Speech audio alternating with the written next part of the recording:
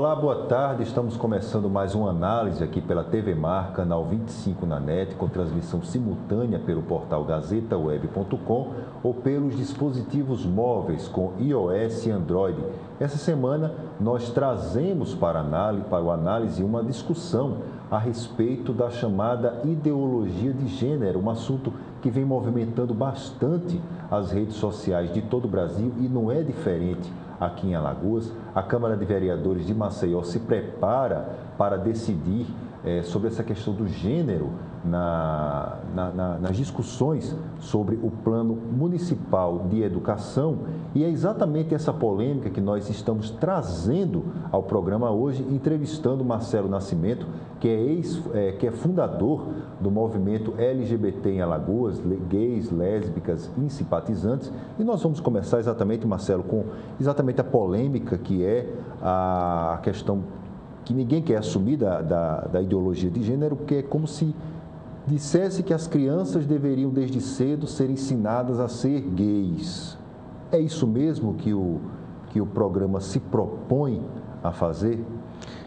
Odilon, telespectadores, primeiro agradecer o espaço e segundo dizer que eu tenho uma familiaridade com a educação muito de perto, né? Porque trabalha há anos com isso, né? Fui professor da Rede Municipal de Ensino em Matriz de Camaragibe, depois aqui eu tive a oportunidade de ser secretário adjunto da Educação e participei de muitos fóruns de discussão sobre o plano estadual, o plano municipal, até o Plano Nacional de Educação. Acompanhei de perto a temática da diversidade sexual, que é a temática que eu tenho me especializado, pelo menos nas últimas décadas, né, através do nosso ativismo. E de todas as leituras e pesquisas que eu fiz, eu não só recentemente, através de uma publicação de um acadêmico argentino, que eu pude identificar essa terminologia, que é uma terminologia recente, mas que ao mesmo tempo bastante equivocada, porque na realidade não existe uma ideologia de gênero, né? Existe, na realidade, estudos feministas, existe pesquisas, como a que a Unesco fez há uma década atrás e vem fazendo periodicamente, que busca exatamente revelar as percepções, tanto da violência, quanto da questão de gênero, o tratamento que é dado ao gênero no ambiente escolar, enfim. Então, essa terminologia de ideologia de gênero, né, na realidade, ela deturpa o trabalho que vem sendo feito na perspectiva do respeito à diversidade sexual, na perspectiva de humanizar a educação, sobretudo a educação pública, né, onde os grupos socialmente discriminados têm sido mais vilipendiados, exemplo das mulheres, negros, a população LGBT, lésbicas, gays, travestis e transexuais, dentre outras populações socialmente discriminadas. No caso, o Plano Municipal de Educação que você ajudou a discutir, a compor, enfim, ele fala especificamente o que dessa questão de gênero? Na realidade, toda a discussão que foi feita tanto no Conselho Nacional de Educação quanto nos conselhos municipais e mais ainda nas conferências, a população teve a oportunidade de participar da Conferência Nacional de Educação Básica em 2008 e mais recentemente em 2014 da Conferência Nacional de Educação, onde um dos eixos dessas conferências de educação tem sido a questão da educação e diversidade na perspectiva da justiça social, etc. Então, os planos nacionais, estaduais e municipais de educação, eles apontam no sentido do respeito à diversidade sexual, para que a escola seja um espaço onde as diferenças possam ter uma harmonia, as diferenças possam ser verdadeiramente respeitadas. Por exemplo, se fala muito hoje no bullying, né, que é uma prática do preconceito e até da violência na escola. Uma criança, por exemplo, mais gordinha, né, ou uma criança negra sofre bullying, uma criança, por exemplo, com estereotipos homossexuais, uma criança do sexo masculino mais feminina sofre bullying, sim. Qual é o papel da educação nesse processo? É exatamente os pais, que também fazem parte desse processo pedagógico, os pais, os professores, diretores, funcionários das escolas, podem perfeitamente produzir, construir um ambiente em que essas diferenças, em vez de serem utilizadas pejorativamente para agredir a dignidade de crianças, de adolescentes ou até mesmo de jovens, que essas diferenças se tornem um valor a ser agregado no ambiente escolar. Imagine uma escola que tem um arco-íris de diferenças, só para ser mais emblemático, claro. Né? Onde nós temos crianças negras, crianças brancas, crianças de etnia ou indígena, né? Um ambiente que você possa ter todas essas diferenças raciais, diferenças até religiosas, uma criança, por exemplo, neopentecostal com a criança católica, ou uma criança que tem pais judeus, tem pais ateus, convivendo harmoniosamente no ambiente escolar. Porque a educação pública, ela tem que se orientar pelo que diz a nossa Constituição, né? Que o Brasil é um Estado laico, né? Então, nenhuma religião em específico pode ter a sua doutrina adotada como oficial pelo Estado brasileiro. Então, todas as religiões, todas as diferenças precisam ter no espaço da educação uma acolhida, não no sentido de menosprezar ou de tornar pejorativo as riquezas de etnia, de orientação sexual ou de diversidade. Pelo contrário, para que possa enriquecer o ambiente escolar. Quando você fala dessa questão de gênero, se nós levarmos em conta, por exemplo, a Constituição, que ela permite essa igualdade entre todos os cidadãos, se a gente coloca a palavra gênero no plano, a gente necessariamente não desiguala aquilo que deveria ser igual, não transforma a escola num palco de maior conflito entre aqueles que são homens, mulheres e que são gays, que são lésbicas. Não vai existir exatamente esse confronto mais aceso no ambiente escolar? Porque, na realidade, como eu lhe disse, né, tanto a palavra ideologia quanto a palavra gênero, nessa situação específica, foram praticamente deturpadas. O sentido de gênero não é o sentido do sexo masculino e feminino.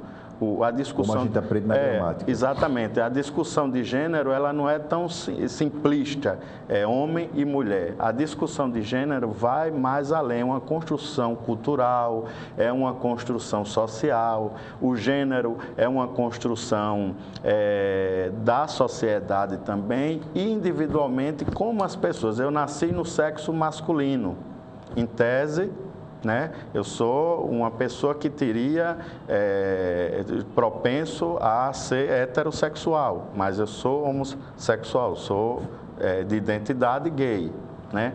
Isso modifica o gênero, aliás, o sexo de nascimento? Não, eu continuo no sexo masculino, mas a minha identidade de gênero não é a identidade de gênero que é socialmente pensada quando a gente se remete à palavra gênero, né? Inclusive, nesse leque de identidade de gênero, você tem várias identidades de gênero, que inclusive algumas não são nem conhecidas da população. Explique algumas delas. Por exemplo, a pessoa nasce no sexo feminino, em tese, né?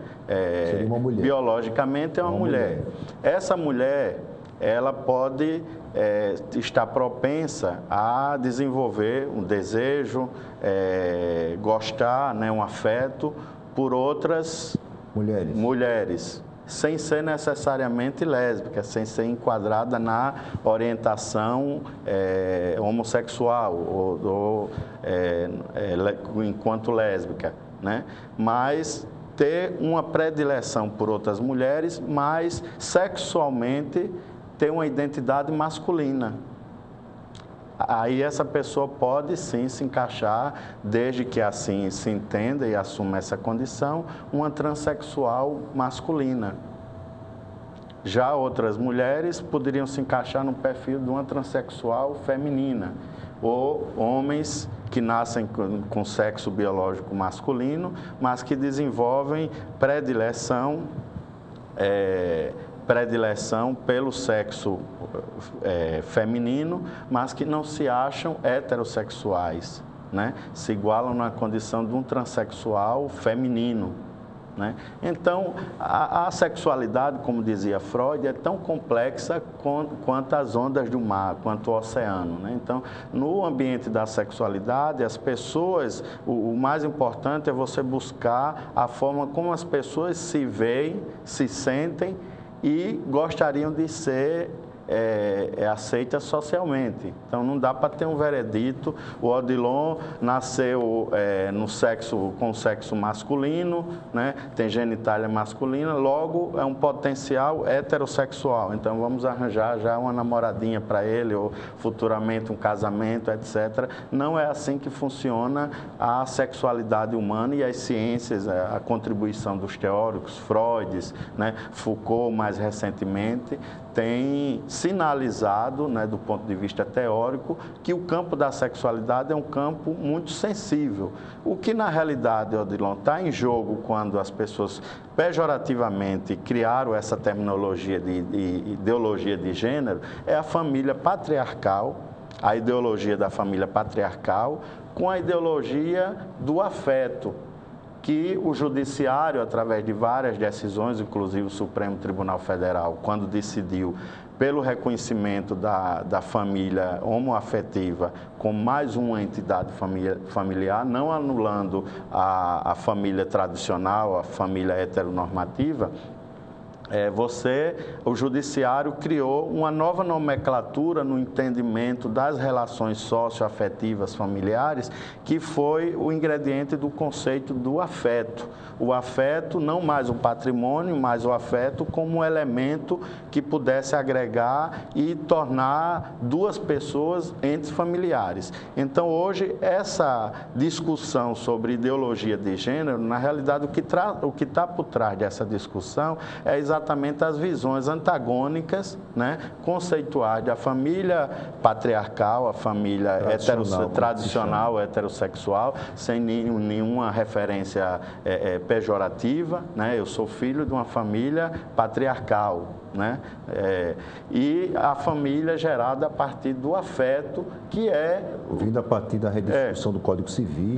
Que está se colocando pejorativamente como uma ideologia de gênero, né? O Judiciário brasileiro já entendeu que não se trata de uma leitura de gênero, de uma interpretação de gênero, mas muito mais de uma definição social e com o manto da Constituição brasileira reconhecendo que onde há afeto, há a possibilidade sim de ter um ente familiar, duas pessoas ou até mais, né, sobre o manto e o reconhecimento do Judiciário brasileiro. Agora, Marcelo, essa questão, ela não se torna ainda mais complicada quando você insere ou pelo menos tenta colocar isso dentro do plano?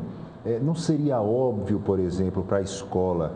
Porque a questão sexual ela é muito variada, como você falou. Inclusive, existem as pessoas que não têm nenhum tipo de desejo sexual. Elas permanecem solteiras ou elas não se sentem realizadas através do ato sexual. Como diz, digamos assim, seria para o campo considerado, entre aspas, o campo dos normais, ou aquilo que a medicina já colocou, enfim, como através dessa própria discussão.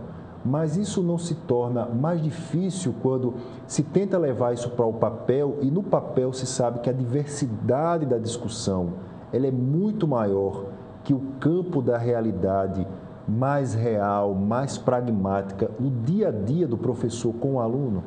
Na realidade, Odilon, os estudiosos da sexualidade, os pedagogos, enfim, as pessoas que pensam a educação nesse país, os conselhos de educação, que tem inclusive representação dos pais, de alunos, da sociedade civil organizada, dos sindicatos, trabalhadores, etc., quando iniciar a discussão sobre a questão da diversidade, da importância de promover a diversidade sexual no ambiente escolar, não pensaram em trazer discussões complexas, sobretudo para a educação infantil. Jamais uma criança de 7, 5 8 anos, né? Mesmo com QI avançado, etc., iria compreender uma discussão tão complexa como é a discussão da sexualidade, da diversidade sexual. O que, na realidade, se pensa é evitar que o ambiente escolar seja um ambiente hostil às várias formas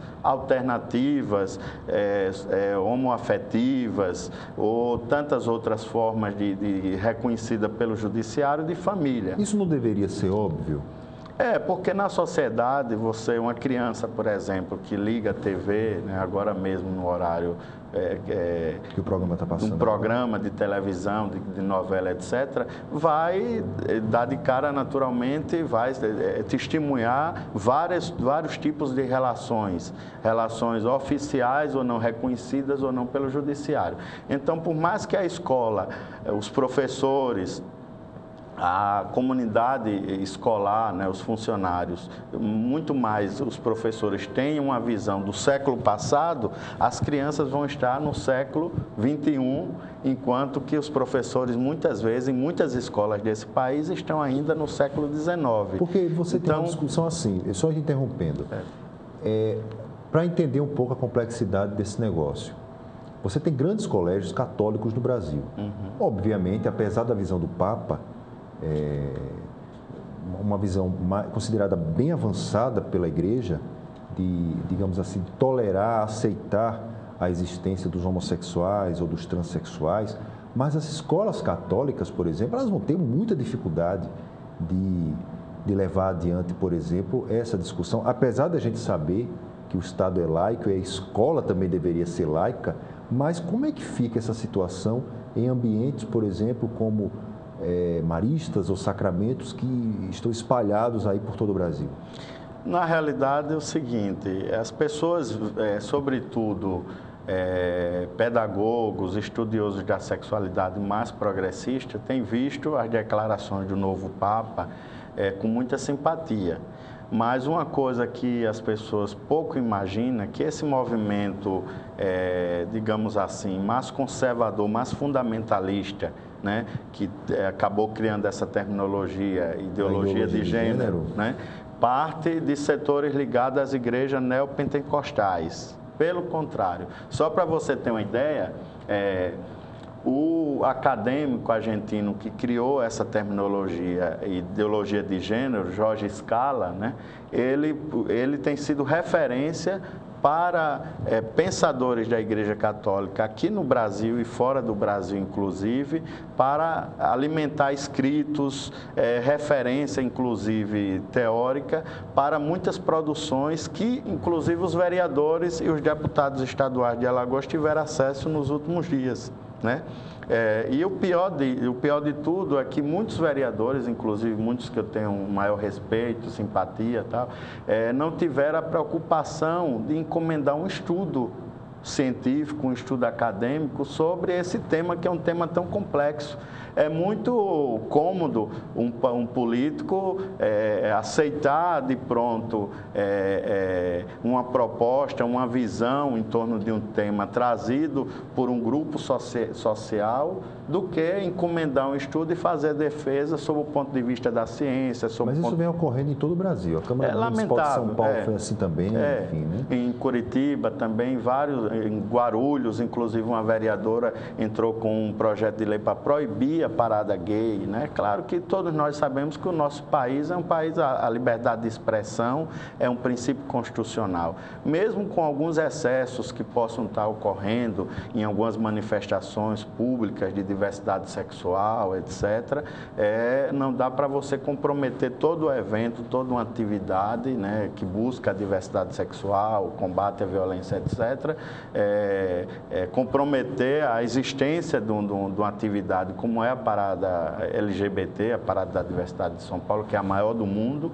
por conta de eventos isolados. Inclusive, a imprensa já noticiou, não sei se o público tem conhecimento, que algumas fotos que foram divulgadas da Parada Gay de São Paulo não são fotos tiradas no Brasil, foram fotos da Parada Gay dos Estados Unidos. Aquela foto, por exemplo, da moça transexual na cruz, por exemplo. Do crucifixo, aquela cena lá. Ali, né? É uma foto americana? Não foi, é uma foto americana, não é uma foto tirada em São Paulo. Não é uma né? foto em São Paulo. Então, existe má fé também nesse processo de pessoas que criaram uma cartilha, inclusive o Ministério Público Federal está investigando, o Sinteal, algumas instituições, né? É necessário que a gente faça um debate franco.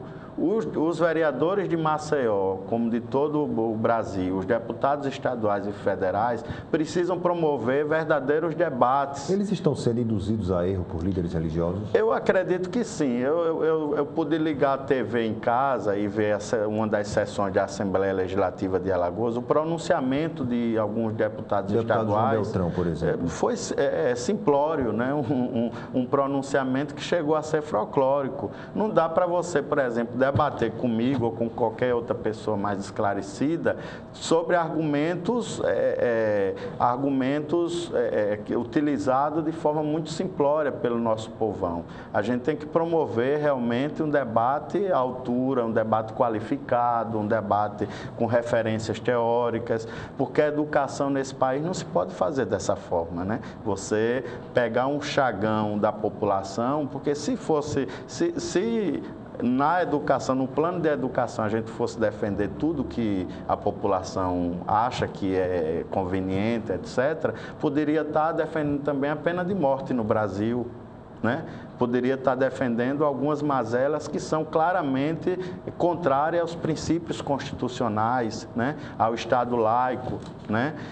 O fato da Igreja Católica, do catolicismo ser a religião que no Brasil tem o maior número de adeptos, não significa que necessariamente, obrigatoriamente, o Estado brasileiro, as prefeituras, os governos estaduais devam se guiar pela doutrina católica. Senão nós vamos estar colocando a Constituição na lata do lixo. Né? Todo aquele esforço que foi feito nas versões anteriores da nossa Constituição Federal, na Constituinte de 88, tudo vai de água abaixo. Aquele processo democrático, vários setores da sociedade contribuindo, os aperfeiçoamentos que têm sido feitos ao texto constitucional ultimamente, as decisões da mais alta Corte de Justiça do nosso país, tudo tem sido feito com a maior prudência, ouvindo a população e, sobretudo, em cima de pesquisas científicas, de estudos. Não podemos, um parlamentar não pode usar a tribuna, se bem que acontece, né, da Assembleia Legislativa, da Câmara Municipal, da Câmara Federal, e reproduzir um discurso de ódio, um discurso de violência, só porque a maioria da população é heterossexual, só porque a maioria da população não gostaria que seus filhos, na sala de aula, fosse abordado na sala de aula um assunto que já foi pacificado pelo Supremo Tribunal Federal. No caso, por exemplo, a gente lê algumas coisas, não são textos fake, enfim, os jornais têm explorado muito a questão da diversidade sexual, inclusive há até editorias específicas de jornais nacionais sobre isso, mas a gente percebe que os textos também do público gay ou público, enfim, do público gay, eles também têm um pouco desse ódio, é como se eles tivessem muita dificuldade ou talvez de assumir a própria identidade ou querer que o mundo também fosse gay. Isso é uma orientação do LGBT de uma forma geral, ou existem alas que vocês não concordam, grupos que vocês não concordam e acabam radicalizando tanto quanto os outros lados também radicalizam contra o grupo gay no Brasil? Na realidade, Odilon, excessos, né, e visões equivocadas nós temos em todos os segmentos, né? É claro que nós fomos criados a partir da matriz heteronormativa, né? a minha mãe, meu pai, meus irmãos, sempre nas discussões familiares, enfim, até mesmo na escola, em outras instituições, nós somos educados a casar com uma pessoa do sexo oposto, a constituir uma família, ter filhos, mais tarde ser avós, etc. Essa é a matriz heteronormativa. Nós defendemos uma matriz da diversidade, uma matriz... imposta? É uma matriz da diversidade. Imposta? Não, essa matriz aí é que está o diferencial. Essa matriz da diversidade, ela tem que estar em equilíbrio com as outras, com os outros setores da sociedade. Por exemplo, nós não podemos fazer apologia à homossexualidade em detrimento da heterossexualidade. Cientificamente está comprovado que nós temos 3 direções para o sexo, o tesão, enfim, o desejo sexual. A heterossexualidade, a homossexualidade e a bissexualidade. Por enquanto são essas 3. Então, qualquer pessoa que faça apologia a uma dessas orientações sexuais em detrimento de outra, está negando uma direção do desejo humano, uma direção da realização afetiva das pessoas. Quando, por exemplo, colegas meus homossexuais, gays, assumidos ou não, dizem o mundo é gay, você está promovendo uma ditadura gay, sem sombra de dúvida. É isso que você quer? É isso que você queria? De forma alguma, até porque eu até conversava antes com um colega, mais cedo, e ele colocava como é que vai ser se os casais modernos, os casais alternativos, de repente só adotarem, não vai ter mais procriação, etc. Pelo contrário, a procriação, a existência do parto natural ou não, as famílias heterossexuais vão continuar a existir sempre. E as famílias homoafetivas, outros arranjos familiares, jamais ameaçam a grande maioria das pessoas que têm desejo heterossexual, enfim, é aquela questão que eu coloquei inicialmente, a harmonia entre os diferentes. Uma sociedade, ela só pode ser uma democracia compreendida enquanto democracia plena se ela respeita o direito das minorias. E as minorias, naturalmente, não podem desqualificar o direito da maioria.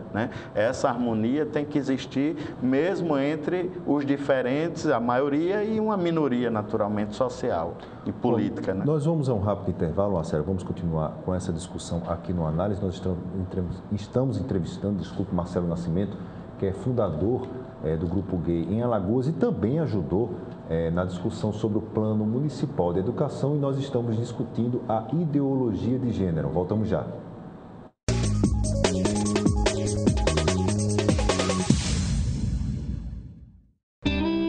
Você sabia que existe uma diferença entre o vírus HIV e a AIDS?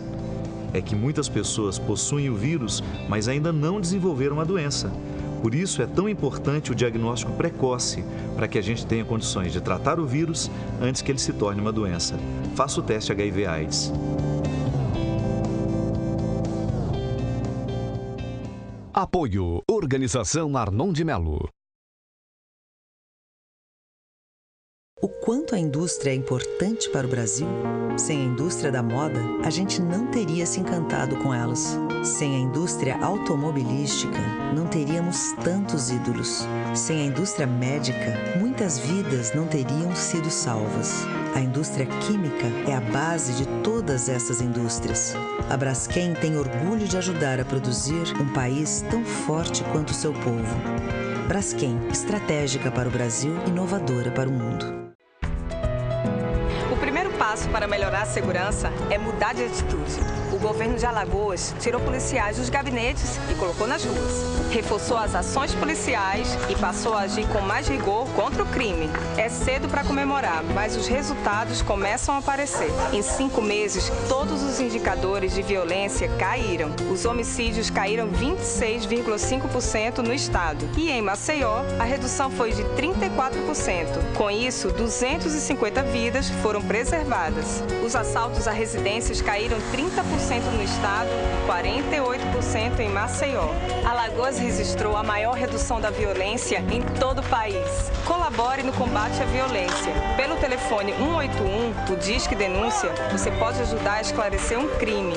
A gente sabe que é apenas o começo, mas com trabalho sério, a gente chega lá. Governo de Alagoas. Trabalhando sério, a gente chega lá. Você sabe o que ele faria se alguém o provocasse xingando, ofendendo, chamando para a briga? Nada. Minha vida vale mais do que qualquer briga ou discussão. No Brasil, centenas de pessoas são mortas por motivos fúteis. Conte até 10. A raiva passa, a vida fica. Paz. Essa é a atitude. Uma campanha do Conselho Nacional do Ministério Público e ENASP.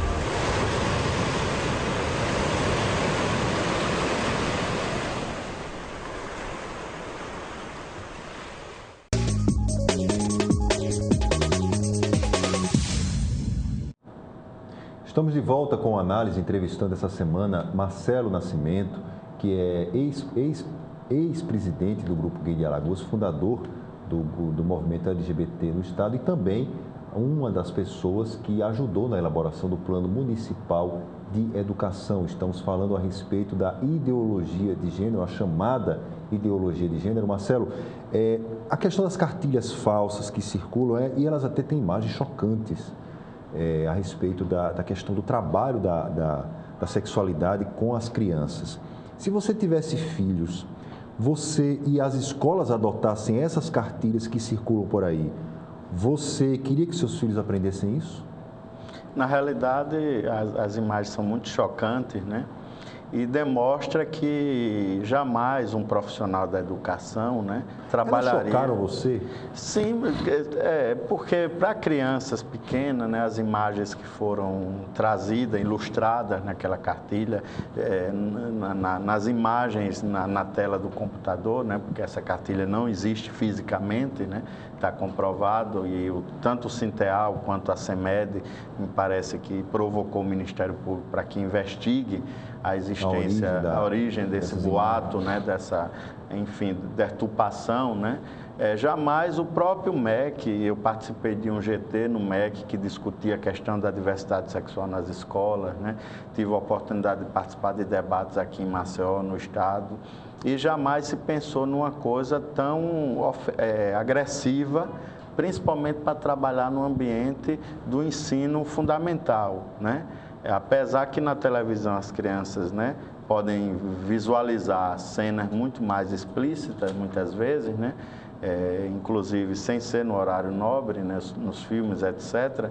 Mas, assim, nenhum pedagogo, nenhum profissional sério iria trabalhar de forma tão agressiva com crianças, sobretudo da educação infantil. Então, foi uma coisa realmente para provocar uma repercussão, um apelo social por parte da família, etc. E trazer adeptos para essa chamada ideologia de gênero que a gente já coloca aqui que não existe ideologia de gênero, né? As famílias alagoanas, os pais alagoanos podem ficar tranquilos, né?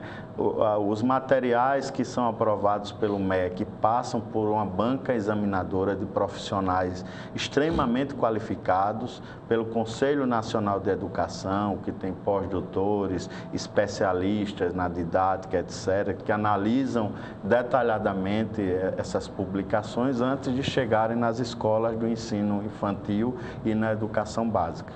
Uma das discussões que eu vi exatamente acompanhada das cartilhas falsas, é que o medo dos pais é que, ao assumir essa condição na escola, exista uma espécie de permissividade, dizer, olha, é normal você ser menino, é normal você ser menina, mas não é normal você ser gay. Então, esse tipo de discurso tem que ser mantido, segundo a gente vê pela ideia geral da cartilha. E se você não tiver a cartilha, ou se você mantiver a ideia do jeito que está hoje, é como se você estivesse coagindo o menor, no caso a criança, a já adotar desde cedo essa questão da sexualidade. Eu pergunto para você, isso existe porque a homossexualidade ainda é tratada como doença pela sociedade brasileira? Exatamente, veja bem, eu fui criança, assim como você, como todos os telespectadores, adolescente, né? E pude testemunhar na sala de aula, por parte de muitos professores e professoras, reproduções de preconceito. Qual é a imagem mais antiga que você tem de preconceito em sala de aula? Olha, no ensino médio, só para você ter uma ideia, no ensino médio, um professor de física, se não me engano, repetia reiteradas vezes: homem com homem, jacaré, mulher com mulher, lobisomem, para fazer referência a uma teoria da física, né? Uma pequena demonstração da forma como, consciente ou inconscientemente, o preconceito está injetado junto aos nossos educadores. A Unesco fez uma pesquisa alguns anos atrás e essa pesquisa revelou que quase 100% dos professores confessaram que não sabiam lidar com a homossexualidade, com homossexuais, com pessoas LGBTs na sala de aulas. E pior ainda, um outro dado dessa pesquisa, que quase 70% dos alunos acham normal bater no homossexual do que usar droga no ambiente escolar. Só para você ver como o ambiente escolar, a nossa sociedade está impregnada desse preconceito que tem origem naquela matriz heteronormativa, né? O homem como patriarca, o dominador, né? A mulher como subserviente, né? Inclusive essa matriz ideológica, né, da família patriarcal é que, por exemplo, legitima situações de violência. O homem que bate na mulher, que violenta a mulher, inclusive tem dados estatísticos, estudos do mapa da violência de 2012, que em 30 anos, por exemplo, quase 100 mil mulheres foram vítimas de violência no nosso país, tem registros através do SUS, né, dos hospitais que recebem mulheres violentadas, etc. É exatamente um reflexo dessa matriz heteronormativa, não, Odilon, que a gente queira exterminar a existência de heterossexuais. Pelo contrário, né? Os meus pais falecidos eram heterossexuais, tenho muitos amigos, conhecidos, etc. Nós vivemos numa sociedade em que a diferença é o principal item, né? O principal valor a ser agregado. Heterossexuais e homossexuais precisam necessariamente viver harmoniosamente numa sociedade. Não dá para você legitimar uma forma de existência, de realização afetiva, sexual, em detrimento de outra, né? Ou então fazer apologia a uma das duas. Não é esse tipo de sociedade que nós queremos, né? Então, a questão da violência é um dado, a violência, a discriminação é um dado real, né, que existe, não é só no ambiente escolar. Essa pesquisa da Unesco, várias outras pesquisas que já foram... de trabalho. Que é um ambiente de trabalho, por exemplo, onde as pessoas são oprimidas e muitas vezes com medo de ficarem desempregadas, de serem demitidas. Elas reprimem a questão sexual. Se deixam, né, ficam subordinadas a piadinhas, a insinuações, não têm ascensão profissional pelo fato da questão da homossexualidade ser visível, né? Então, esse ambiente hostil à dignidade humana, ele precisa urgentemente ser alterado. Nós precisamos ter ambientes mais humanitários, ambientes em que as pessoas possam se sentir acolhidas, se sentir felizes, né? E se sentir, sobretudo, amadas umas pelas outras. Nesse aspecto, me desculpe a minha avaliação, mas muitas vezes as decisões da justiça, no sentido de buscar resolver essas distorções, tem se assemelhado muito mais àquilo que a gente chama de palavra de Deus, de que muitas vezes o conservadorismo e o obscurantismo religioso que nós somos vítimas e temos testemunhado no nosso dia a dia. Essa expressão ideologia de gênero, ela vai na contramão da democracia, vai na contramão do desenvolvimento humano que nós tanto lutamos durante décadas, né, no nosso país, e que, infelizmente, não vemos essa demonstração de amor, de acolhida, né, sobretudo, de respeito pelas diferenças por parte, muitas vezes, das pessoas que tanto utilizam o nome de Deus, que tanto pregam o nome de Deus, mas que têm dificuldade de amar o próximo, né? Até podem amar, desde que ele deixe de ser gay, desde que ele seja homossexual, desde que ele tenha uma vida de neutralidade sexual, não tenha atividade sexual, como se isso fizesse algum bem à felicidade e à dignidade da pessoa. Ser homossexual pode ser ensinado na escola? A pessoa nasce gay? Olha, um escritor, João Silvério Trevisan, que é tido como o papa da literatura gay no Brasil, é um jornalista de São Paulo, que tem muitos livros escritos, etc. Ele diz que a homossexualidade é autodidata. Por exemplo, o meu pai e o pai da maioria dos homossexuais nunca me levou num bordel gay, se é que existe, né? Em proporções menores dos prostíbulos, né, que temos hoje na nossa sociedade. Claro, então, né? O homossexual, ele aprende a ser homossexual de forma autodidata, né? O pai não leva o filho gay num ambiente gay para que ele se familiarize. Mas o professor, ele ensina isso? Ele tem condições de ensinar um garoto ou uma garota a ser gay ou lésbica? Na realidade, o professor, ele não precisa orientar a sexualidade do aluno. Ele precisa mostrar as vertentes que existem de realização afetiva, sexual, todas as vertentes, né, que a ciência está comprovada cientificamente, e o adolescente, na realidade, ele não pode ser induzido a ser homossexual, ser heterossexual, ser bissexual, né? Algumas correntes da ciência, alguns teóricos, né, defendem que a homossexualidade poderá ser genética, a heterossexualidade poderá ser genética também. Outros defendem que é uma construção cultural, social. Enfim, cada pessoa sabe o momento, o lugar, né? E como se sentir melhor acolhido, né? Para identificar, externar a sua sexualidade. Então, o professor, primeiro que ele não tem essa prerrogativa de orientar sexualmente o aluno. A orientação sexual é tarefa primordial dos pais no seu lar, na sua residência. O professor, ele é um profissional da educação que ele vai transmitir conhecimento.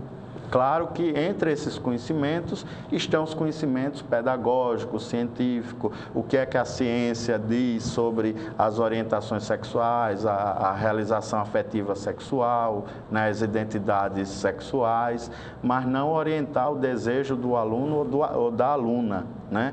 Portanto, os pais que estão ouvindo ou estão assistindo essa entrevista podem ficar muito tranquilos. Eu nunca tive conhecimento de nenhum professor, mesmo aqueles que se referiam à homossexualidade de forma pejorativa, nunca me orientaram sexualmente como eu deveria atuar ou enquanto homossexual ou enquanto heterossexual. Então, é uma coisa muito da natureza pessoal, da intimidade, né, da individualidade, a orientação do desejo do sexo. Agora, o que os professores não podem se furtar é de garantir que a escola seja um espaço de respeito às identidades sexuais, seja um espaço de convivência harmoniosa, que o adolescente que já sinaliza com sinais de uma direção para a homossexualidade, que ele seja oprimido, violentado ou sofra qualquer tipo de discriminação no ambiente escolar. A escola vai ser, e tem sido, de certa forma, um espaço de repressão e que muitos, inclusive, abandonam, inclusive, a escola. Há registro, por exemplo, de muitos travestis e transexuais que abandonaram o ambiente escolar exatamente porque eles visualizam eles e elas visualizam a homossexualidade, a transexualidade, e por serem tão visíveis, logo são vítimas de preconceito, enfim, de piadas, de perseguição pelos próprios colegas. Você falou que não se tem como induzir a pessoa a ser homossexual, mas a gente percebe hoje que a mídia ela faz isso, ela induz diretamente nas novelas, tanto que a repercussão maior é o beijo gay, não o beijo hétero, e aí existe uma produção muito constante nas novelas, nos filmes a respeito da homossexualidade. Há condições de discutir homossexualidade quando você leva isso para o campo da publicidade, da propaganda, da mídia em si, o campo comercial. Há condições de discutir a homossexualidade nessa situação? Olha, quanto mais você proíbe, né? O que é proibido, em tese, desperta curiosidade, né? Então, enquanto a sociedade brasileira tratar alguns temas tabus, né? Temas considerados polêmicos, sob o manto da proibição, do é proibido, é Satanás, né? Aquilo ali é obra do demônio, etc. Enquanto a gente tiver essa visão piegas, nós vamos estar promovendo, direto ou indiretamente, algumas orientações sexuais. Quando, por exemplo, os casais homossexuais trocarem beijos, carícias, publicamente, né? No shopping, nos bares, nas vias públicas e na televisão, provavelmente a homossexualidade vai deixar de ser um tema que vai gerar tanta curiosidade, ou até que algumas pessoas dizem, poderá a televisão ou qualquer outro veículo que transmita induzir quem quer que seja, que eu não acredito, francamente, que alguém seja induzido pela televisão. Particularmente, eu não acredito, apesar da mídia ter um poder, você da área de comunicação sabe disso, né? É claro, um poder do ponto de vista comercial também. Mas aquilo ali, por exemplo, atrairia a criança olhando a cena. Mas o desejo é uma coisa... Odilon, o desejo é uma coisa muito pessoal, muito a televisão ela não tem capacidade de alterar, entendeu? A questão sexual, a opção sexual da pessoa. Eu acredito não. Um estudioso da sexualidade, Dr. Kissen, que inclusive teve um filme que foi exibido em vários cinemas do Brasil, cinemas comerciais, ele estabeleceu uma escala, né? Que o extremo era a homossexualidade e a heterossexualidade, né? Eles, olha, pessoas que têm na adolescência eventual relação homossexual não significa necessariamente que essa pessoa tenha predileção de ser homossexual, né? Então ele estabelece uma escala a partir de estudos que foram realizados durante décadas. Homens que têm sonhos com outros homens, mulheres exatamente. Que têm isso não significa necessariamente a pessoa que se identifica como heterossexual, que teve uma relação eventual, uma aproximação íntima eventual com outra do mesmo sexo, que aquela pessoa seja já naturalmente homossexual ou bissexual, enfim, né? Eu acredito que, como dizia o nosso escritor Fernando Pessoa, cada um sabe o momento, a hora, né? O melhor lugar de externar a sua sexualidade, de viver a sua sexualidade, e a sexualidade está muito no campo pessoal, né? Do campo pessoal, né? Eu até estranho quando muitas vezes as pessoas se referem a político A, B, C, ou personalidades da imprensa ou da televisão, fulano de tal, gay, né? Entendeu? Infelizmente, a nossa sociedade rotula muito as pessoas pelas suas preferências políticas, ideológicas, etc., né? Mas está muito no campo, a sexualidade está muito no campo da individualidade, né? Cabe a mim decidir se eu vou assumir um namoro com outra pessoa publicamente, né? Se eu vou a um cartório de registro celebrar um casamento, numa união estável com outra pessoa, enfim. A homossexualidade, apesar de toda a opressão social que ainda, apesar das novelas, da mídia ainda apresentar a homossexualidade nos programas e gerar muita surpresa, né? Muito, às vezes até opiniões contrárias. Nessa novela, por exemplo, que está em exibição. A novela das 9. Tem gerado muita... Inclusive até interferido até na audiência da novela, enfim, né? Isso exatamente reflete mesmo nível de maturidade que tem a nossa democracia. Como é que a gente vive numa democracia sexual? Mas não é mostrado, por exemplo, quando aparece na imprensa, da forma como aparece, não é mostrado como algo tão surpreendente que acaba virando bizarro? De certa forma, porque acaba, né, também fazendo parte do nosso folclore. Olha, veja, é tão surpreendente ver duas mulheres mais velhas se beijando que, olha, vejam como é bizarro. Isso acaba não é surpreendente, por exemplo, para um homem, por exemplo, nos seus desejos ou nos seus momentos de diversão, num prostíbulo, por exemplo, contratar duas profissionais do sexo para ter, por exemplo, uma relação a três, ou uma relação grupal, etc., né?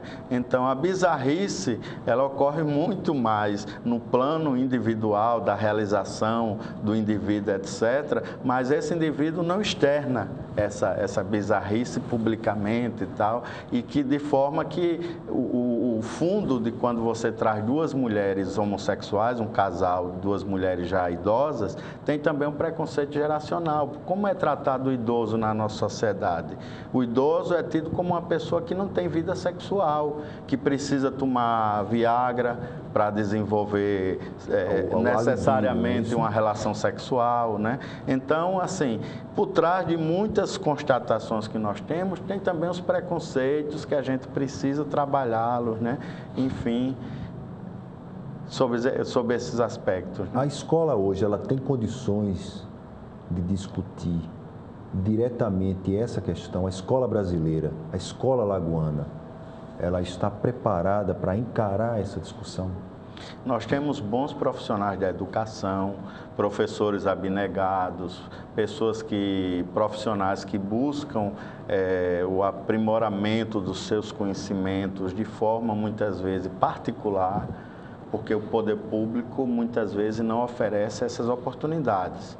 Mas, de um período para cá, eu tenho testemunhado, o MEC, por exemplo, tem oferecido, já deve estar, eu acho que na terceira, na quarta turma, aqui através da UFAL, o curso de Educação e Diversidade, que abrange vários aspectos da diversidade na educação. A questão das mulheres, a questão de negros, a questão LGBT, enfim, toda a diversidade indígena, afro, quilombola, toda a diversidade no ambiente da educação é retratada através desse curso, se não me engano, um curso de especialização, né?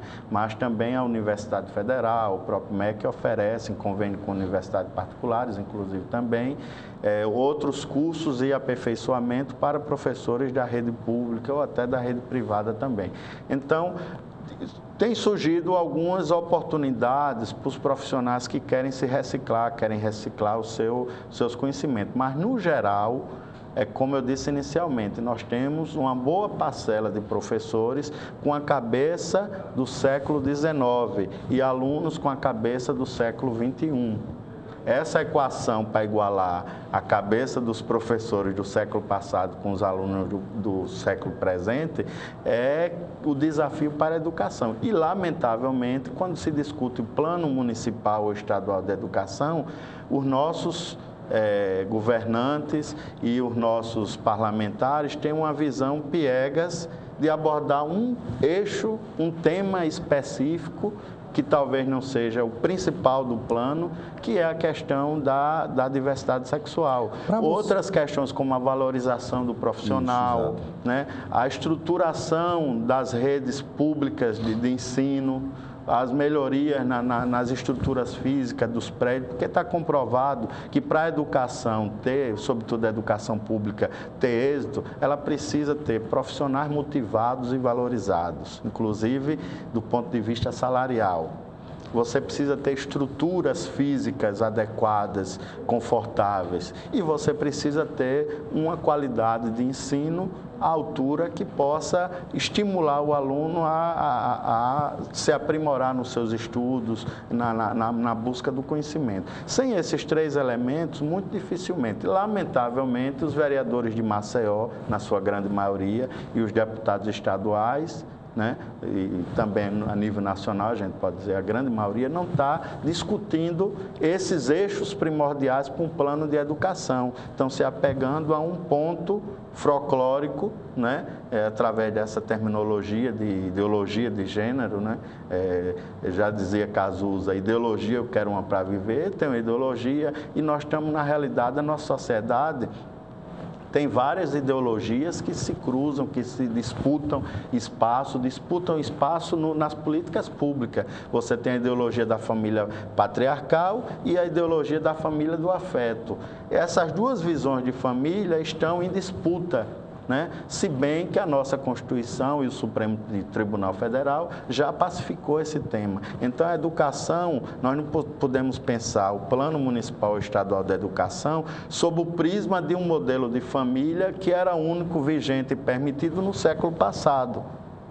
No século XXI, nós temos um outro modelo de família, vários modelos de família. Nós temos uma diversidade de entidades familiares que a escola não pode se furtar de mencionar, não de fazer apologia à família A, B ou C, mas de mencionar que no nosso ordenamento jurídico brasileiro existe família assim, família assada, família tal, e que o aluno não pode, jamais o Estado pode omitir do aluno, o professor pode omitir do aluno essas informações. O sonho dos gays é que o mundo seja gay?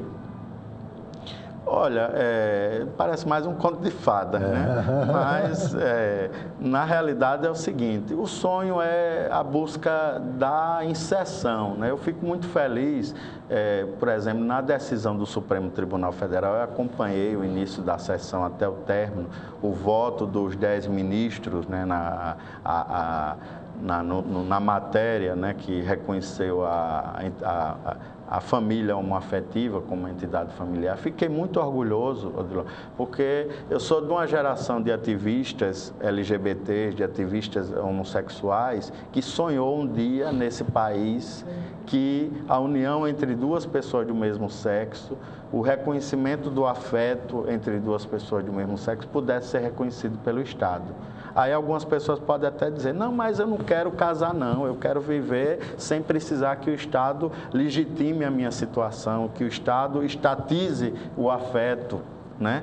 Porque para muitas pessoas o Estado regular as relações íntimas, as relações entre indivíduos, talvez não seja uma boa coisa, porque quando você vai no cartório registrar a união estável, o casamento, você paga, né? Quando você vai se divorciar, você paga, né? Então, essa tributação, o Estado se metendo na nossa vida privada, pode parecer uma intromissão, mas é essa oficialidade, essa intromissão cria também uma segurança jurídica. Eu sei que quando eu falecer, ou meu companheiro falecer, eu vou ter, o companheiro que tiver em vida, vai ter uma segurança jurídica, né? Principalmente do ponto de vista patrimonial, do ponto de vista talvez até da previdência. A família não vai tomar, né? Entendeu? A declaração conjunta de imposto de renda, eu vou poder, por exemplo, financiar conjuntamente um imóvel, etc. Todas essas garantias do ponto de vista jurídico que qualquer família constituída tem, né? Então, na realidade, o que parece, né, assim, um sonho, né, na realidade, não é um sonho isolado, como dizia Dom Helder Câmara, né? Sonho que se sonha só é pura ilusão, né? Sonho que se sonha junto é começo de uma nova realidade. Nós estamos sonhando com uma nova realidade, mas essa nova realidade, que é uma sociedade mais humanitária, mais respeitosa, esse sonho não é um sonho isolado de pessoas homossexuais, de cidadãos homossexuais. É o sonho de uma sociedade que realmente busca um equilíbrio, um respeito, uma sintonia entre as pessoas, para que ninguém seja cidadão de primeira e o outro de segunda classe, para que quando você entre num restaurante, você não precise mostrar uma certidão de casamento que você e o seu companheiro é um casal, né? Quando eu entro nos restaurantes aqui de Maceió com meu companheiro, eu digo logo, vocês têm alguma coisa contra casal homoafetivo, contra casal gay? Pergunto para o garçom, né? O casal gay, essa promoção se aplica, você sabe que essa promoção aqui, se tiver, se aplica também aos casais gays. Anuncio a minha homossexualidade, a minha união estável. É até constrangedor, né, Marcelo? É constrangedor, mas para evitar exatamente um constrangimento posterior na hora de pagar a conta, entendeu? Como nós já presenciamos. Isso parece uma coisa muito provinciana, sim, porque em outros ambientes, em outros países, etc., você não precisa necessariamente fazer isso. Constatar que é um casal homoafetivo. Então, é exatamente isso que a gente busca, uma sociedade de inclusão, de respeito, de busca do entendimento, né, da felicidade coletiva, né? Marcelo, muitíssimo obrigado pela sua presença aqui no nosso programa. Muitíssimo obrigado também pela sua elegância nas respostas, sempre brilhantes e inclusive embasadas cientificamente, coisas de pessoas que conhecem bem o tema e brindam os telespectadores com uma visão bastante interessante sobre a vida de uma forma geral. Muitíssimo obrigado pela sua presença no nosso programa, muitíssimo obrigado a você também, telespectador, pela sua audiência e até a próxima semana.